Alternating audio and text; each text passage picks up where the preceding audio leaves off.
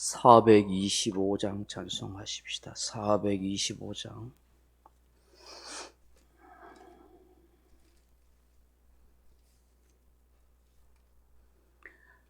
찬송가 425장입니다.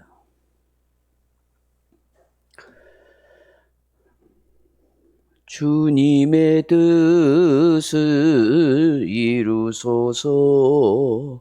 고요한 중에 기다리니 진흙과 같은 날 빚으사 주님의 용사 만드소서.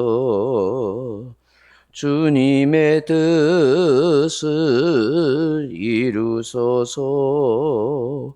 주님 발 앞에 엎드리니 나의 맘속을 살피시사 눈보다 희게 하옵소서.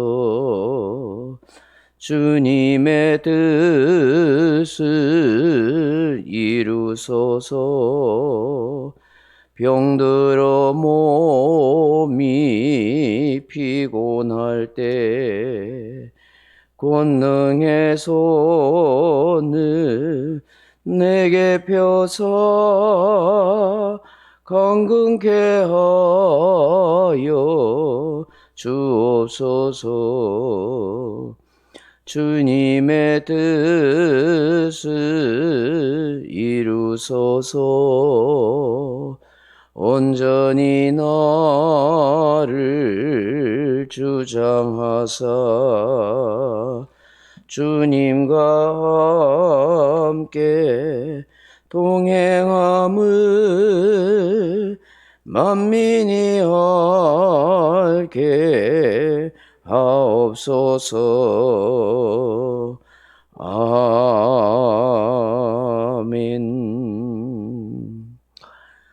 하나님 말씀은 요한복음 7장 19절로 24절 말씀으로, 요한복음 7장 19절로 24절 말씀까지 같이 읽겠습니다. 요한복음 7장 19절로 24절입니다. 모세가 너희에게 율법을 주지 아니하였느냐? 너희 중에 율법을 지키는 자가 없도다. 너희가 어찌하여 나를 죽이려 하느냐? 무리가 대답하되 당신은 귀신이 들렸도다. 누가 당신을 죽이려 하나이까? 예수께서 대답하여 이르시되 내가 한 가지 일을 행하며 너희가 다 이로 말미암아 이상히 여기는도다. 모세가 너희에게 할례를 행했으니 그러나 할례는 모세에게서 난 것이 아니요 조상들에게서 난 것이라. 그러므로 너희가 안식에도 사람에게 할례를 행하느니라. 모세의 율법을 범하지 아니하려고 사람이 안식일에도 할례를 받는 일이 있거든. 내가 안식일에 사람의 전신을 건전하게 한 것으로 너희가 내게 노여워하느냐? 외모로 판단하지 말고 공의롭게 판단하라 하시니라. 아멘. 사랑하는 성도 여러분, 하나님께서 아브라함을 택하시고 또 이스라엘 백성들을 애굽에서 종살이 하던 그때 그들을 10가지 제약으로 온갖 기적과 능력으로 하나님이 그 백성을 인도하신, 출애굽을 시킨 그 목적이 무엇일까요? 왜 많고 많은 사람들 중에 아브라함, 그 갈대아 우르 땅에 있는 아브라함, 그 우상의 도시, 또 우상을 만들어 받은 그야말로 저주받고 심판받고 마땅히 죽어야 할 그 아브라함을 하나님이 택하시고 부르시고 그를 약속의 아비로 그렇게 삼으신 이유가 뭘까요? 아브라함이 무슨 특별한 공로나 대단한 업적이 있거나 하나님이 인정할 만한 그런 대단한 치적이 있었는 것일까요? 뭔가 남다른 특별한 거 있었을까요? 아니죠. 아무것도 없었습니다. 진짜 아무것도 없었습니다. 근데 수많은 사람들 중에 이 하나님이 아브라함을 택하시고 부르신 것입니다. 우리는 이를 두고 하나님의 불가항력적인 은혜, 절대적인 주권이라고 말씀하는 거예요. 이 세상에 많고 많은 사람 중에 왜 하나님이 나를 택해서 이 교회에 예수 믿는 사람을 여기에 두셨을까요? 그럼 내가 착했어요? 내가 하나님이 보시기에 의로움이 많았어요? 이건 절대적인 은혜인 거예요. 그럼 말로 표현할 수 없는 거예요. 왜? 그건 하나님의 의지 속에, 하나님의 주권 속에 있는 거예요. 내가 은혜를 받고 보니까, 내가 예수를 믿고 나니까, 내가 교회 생활을 해보니까, 이거는 정말 하나님 앞에 감사하고 감격하고 그 은혜를 찬송할 수밖에 없는 것이죠. 왜냐하면 어떤 사람은 하나님을 알지도 믿지도 못해서 죄 가운데 태어나서 죄 가운데 살다가 죄로 말미암아 영원한 불못으로 지옥에 떨어지는 거예요. 근데 나는 죄 가운데 태어났지만 또 죄 가운데 살았지만 어느 순간에 하나님 부르셔서 나를 알고 예수 믿고 죄 없다고 만들어 주시고 의로운 인생으로 자녀 삼으셔서 영원한 천국으로 가게 하셨으니 내가 무슨 선한 것들 알고 내가 미리 하나님을 안 것도 아니고 뭐 좋은 일을 한 것도 아니고 그냥 택해 주셔서 믿도록 만들어 주신 것이죠. 하나님의 자녀로 살도록 만들어 주셨고 또 하나님의 말씀을 따라 하나님의 법을 지키며 사는 인생이 되도록 은혜를 베풀어 주신 거예요. 그래서 에베소서 2장 8절 이하의 말씀이 그 은혜로 말미암아 믿음으로 너희가 구원을 얻었으니 너희에게서 난 것이 아니요 하나님의 선물이라고 말씀한 거. 선물. 하나님이 선물을 많고 많은 사람에게 중에서도 나에게 주신 거예요. 믿음이라는 선물을 주신 거예요. 구원이라는 선물을 나에게 주신 거예요. 아무 자격도 공로도 없어요. 똑같이 죄 짓고 방탕하게 살았던 인생이에요. 그러니 이거는 하나님의 은혜라고 설명할 수밖에 없는 거예요. 하나님이 아브라함을 부른 걸 똑같은 것이죠. 하나님의 크신 뜻을 이루기 위해서 도구로 사명자로 그렇게 택함 받은 거예요. 아브라함은 어떻게 하신 거예요? 단지 그 하나님의 부름에 순종하고 따라온 거예요. 하나님 나 못합니다. 내가 70평생을 여기서 살았는데 갑자기 낯선 땅에 내가 어떻게 갑니까? 그 위험한 길을 나는 못 갑니다. 여기 살라다 죽겠습니다. 내가 하나님 음성 잘못 들었는 걸로 생각하겠습니다. 내가 나이 먹다 보니 착각하고 노망이 들었나 봅니다. 하고 생각 안 해보고 고개 절레절레 흔들고 그걸 살았으면 그 우상 섬기고 살다가 멸망의 길로 간 거죠. 근데 갈 바를 알지 못하고 부름받아 그냥 낯선 거예요. 가족들 다 데리고 본토 친척 아비지를 다 버리고 갔다는 것이죠. 그게 귀한 것이죠. 그가 처음부터 하나님의 구속의 의지나 그 뜻을 알았을 거예요. 제대로 모르는 거예요. 그냥 내가 너에게 약속한 그 땅을 너에게 줄게. 너희 후손들에게 줄게. 그렇게 한 거예요. 이 가나안 땅이라는 그 약속의 땅에 대한 약속을 받고 너를 통해서 너의 몸에서 날 씨가 하늘의 별과 같이 바다의 모래알 같이 많게 해주겠다. 그 약속 하나 붙들고 그냥 간 거예요. 그 대단하지 않습니까? 그 하나님께서 순종을 귀하게 여기신 것이죠. 그로 하여금 믿음의 조상이 되게 해주신 것입니다. 하나님의 백성을 삼겠다는 그 축복과 약속을 믿고 그렇게 온 거예요.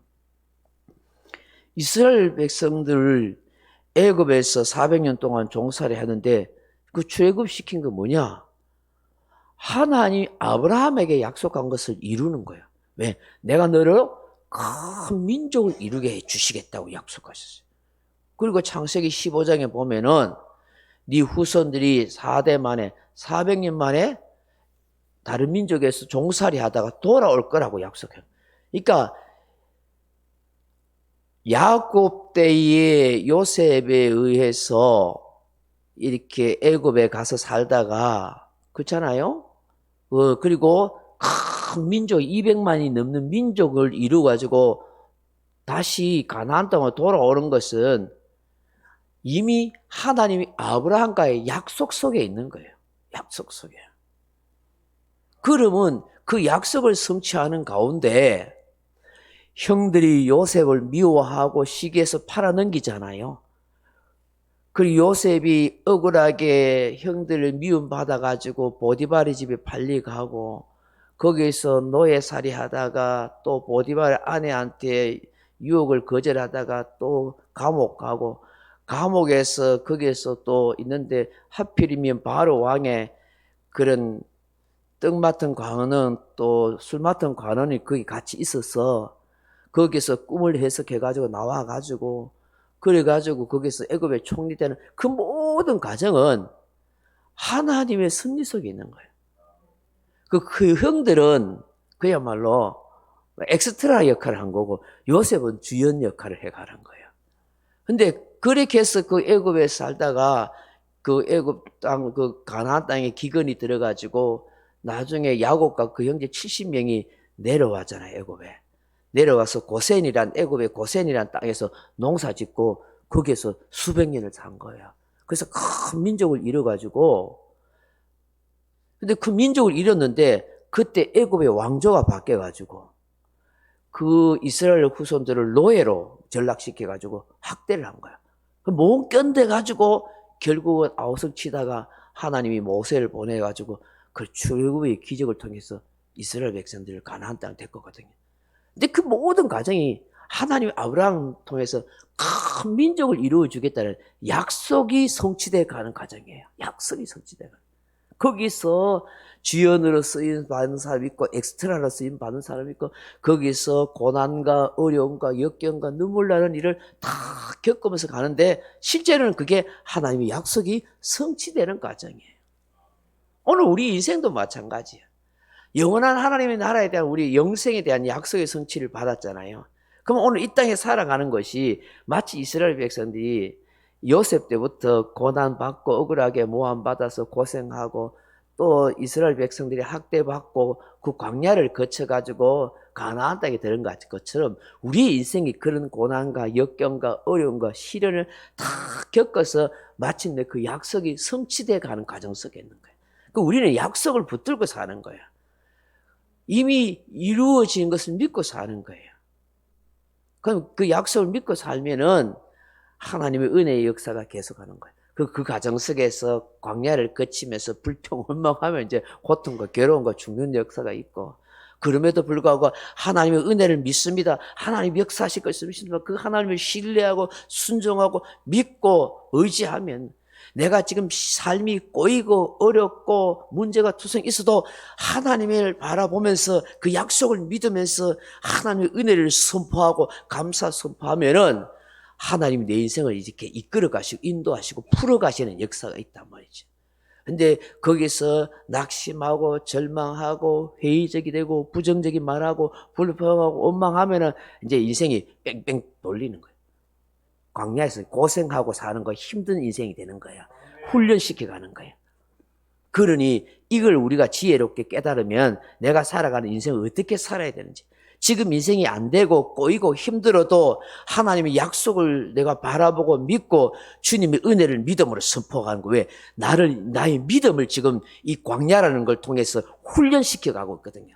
내 삶이 안 되게 하시고 실패하고 꼬이게 하시고 어렵게 만들고 뭐 현실이 막막하게 만들고 막 인생이 막 끝장나는 것처럼 막 느껴지게 막 만드는 거예요. 그게 나의 믿음을 훈련하는 거예요. 더 하나님을 의지하고 더 기도하게 하시고 더 말씀 붙들고 살아가도록 나를 훈련해 가시는데 내가 그게 안 보이는 거예요. 내가 하나님 믿으면 그냥 평탄한 길 가게 하시지. 사실 애굽에서 가나안 땅까지 그 바닷길로 해안길로 가면 일주일이면 가거든요. 그런데 40년을 뺑뺑이 도는 거예요. 근데 원래 하나님의 의도는 40년이 아니었어요. 석 달 만에 광야를 지나가도록 만들 계획이었는 것 같아요. 성경석을 보면은.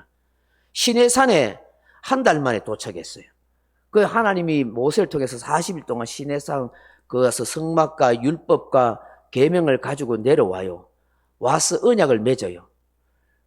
그리고 석 달 만에 사실은 갈 수 있는 거리인데 어떻게 해요? 불평원망하고 막 그 정탐꾼 12명 보냈단 말이에요. 그게 그 정탐꾼 12명 보낼 때가 가나안 땅에 가까운 지역이란 말이에요. 다 왔는 거예요. 그래 한 바퀴 돌아보고 그랬더니 12명 갔다 오더만은 안 되겠다, 죽겠다, 못 살겠다, 난리지기니까 어떻게 해요? 민수기 14장에 보세요. 너희들 하루를 1년으로 너 계산해가지고 40년을 너희 광야에서 뺑뺑이 돌리고 불평원망한 너 1세대든 이 광야에서 다 죽어라. 왜? 너 죽겠다고 말했으니까. 그래서 믿는 사람들은요, 생각과 말을 잘해야 되는 거예요. 안 되겠다, 죽겠다 소리 하면 죽는 거고, 하나님의 은혜가 함께할 줄로 믿습니다. 역사할 줄로 믿습니다. 나를 도와주실 줄 믿습니다 하고, 날마다 믿음으로 새벽마다, 시간 날 때마다 하나님의 은혜를 계속해서 선포해 가야 되는 거예요. 안 되겠다, 죽겠다 하고 불평원망하는 사람은 믿음의 사람의 표현이 아니에요. 내가 어떤 신앙의 자세를 가지고 있느냐에 따라서 내 삶이 된다는 거예요. 자꾸 안 되는 육신적인 생각하고 세상적인 생각하고 인간적인 생각하며 살라 하지 말고 현실만 보고 막 낙심하고 절망하려 하지 말고 하나님의 은혜를 선포하는 거예요. 왜? 나는 약속을 가지고 있으니까 믿음으로 은혜를 선포하면 그 약속이 이루어져 가는 역사 속에 내가 들어가는 거야. 하나님이 내 믿음을 보시는 거야. 된다고. 하나님이 역사하신다고. 살아계신 주님을 믿는다고. 내 인생은 하나님 손길이 있다고. 나는 축복된 인생이라고. 나는 성공된 인생이라고. 이미 하나님이 성취하셨다고. 그렇게 믿고 선포하고 나아가면은 지금 안 되는 것 같고 힘들어하는 것 같아도 어느 순간에 하나님 은혜의 역사가 나도 모르는 가운데 이루어지는 것을 경험하는 거예요. 두려워하지 않는 거예요. 왜? 내 인생이 하나님의 손에 있는 거예요. 하나님의 손에 있는 인생은 형통한 인생이에요. 축복된 인생이에요. 창세기 30장 요셉을 보십시오. 여호와께서 함께 하심으로 형통하셨더라. 현실은 지금 보디발의 집에서 노예살이 하고 있는 거예요. 현실은 감옥 속에서 지금 억울하게 잡혀 있는 거예요. 근데 성경은 하나님이 함께 하심으로 형통하셨더라는 거예요. 그게 하나님의 약속을 믿는 성도인 거예요. 아, 하나님이 나와 함께 하시니까 내 인생은 되는 거구나. 되게 돼 있구나. 이루어져 가고 있구나. 지금 내 인생이 하나님의 뜻 가운데 이루어져 가고 있는 거예요. 내만 모를 뿐인 거예요. 영안이 열렸어. 믿음의 눈을 보면은 아, 하나님의 섭리 가운데 내 인생이 지금 되어가고 있구나. 아, 목사님 아니요. 내 지금 현실은 내가 실패해요. 좌절해요. 되는 일이 없어요. 죽겠어요. 아니에요. 그 믿음을 나를 만들어가는 과정이에요. 그렇게 말하면 안 돼. 하나님이 되게 하고 있어. 은혜가 역사하고 있어. 그래서 계속해서 하나님의 은혜를 이러면 선포해 가야 되는 거예요. 하나님이 나 오늘도 하나님의 은혜가 함께 할 줄로 믿습니다. 감사합니다. 찬송합니다. 찬송하실 주님. 그래서 내 믿음이 극대화되고 하나님 보시기에 내 영혼이 잘 돼 가면 하나님 되게 하시는 거예요. 근데 우리는 그걸 생각 안 하고 현실이 잘 되고 내가 원하는 잘 되면 내가 잘 믿어줄게요. 하나님께 감사할게요. 안 됩니다. 천년만도. 그건 하나님이 역사하신 방법이에요. 내가 믿음이 극대화되고 하나님 은혜가 충만해지면은 내 영혼이 정말 하나님과 깊은 영적 교제가 이루어지고 그렇게 되면은 내 삶은 육신의 삶은 하나님이 저절로 되게 하는 거예요. 성경 보십시오. 아브라함과의 약속을 했는데 하나님이 적과 꿀이 땅을 주고 약속의 자식을 주겠다 하는데 현실은 25년 동안 안 이루어지잖아요. 그래서 그 인간적인 술수로 하가를 통해서 이스마엘도 낳고 막 애굽으로 도망다니고 블레셋으로 기근 오면 내려가고 그러다가 거기서 마누라 팔아먹고 별별 어려움 겪잖아요. 그게 연단 과정이 있었거든요. 처음부터 큰 믿음이 아니었단 말이죠. 그 약속을 믿고 기다렸으면 하나님께서 가정에 우환도 없고 어려움도 안 생겼단 말이죠. 근데 우리가 그리 약해요. 그래서 약속을 믿고 살아가는데 어려워요. 그래서 기도하고 은혜를 더 구하면서 살아가야 하는 거예요. 하나님께서 이스라엘 백성들에게 광야에서 십계명을 주시고 율법과 그 모든 것을 다 주시고 그렇게 신에서 언약을 기억하면서 살아가도록 그렇게 하신 거죠.